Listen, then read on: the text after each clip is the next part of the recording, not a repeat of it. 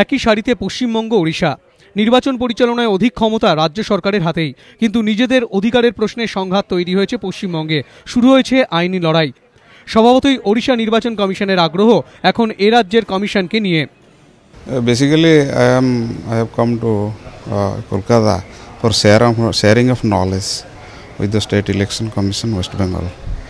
What is our best practice and what is their best practice, so that we can sit together and decide and take a decision regarding our best practices, so that my visit will be purposeful. শুক্রবার ওড়িশা রাজ্য নির্বাচন কমিশনের প্রতিনিধিরা দীর্ঘক্ষণ কথা বলেন মীরা পাণ্ডের সঙ্গে।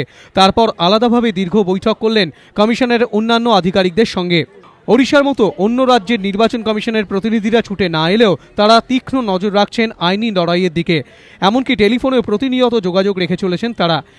আমাদের সবাইরই অন্য কারো কাছ থেকে শেখার অনেক স্কোপ আছে, তাই ওই শেয়ারিং অফ নলেজটা খুব ইম্পর্টেন্ট।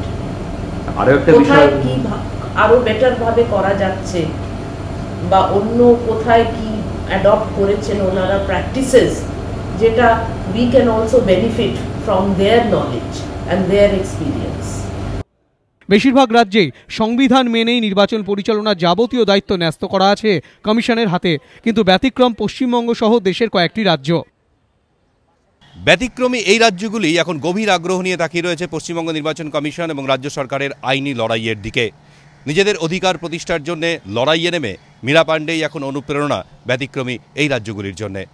দীপক ঘোষ, এবিপি আনন্দ, কলকাতা।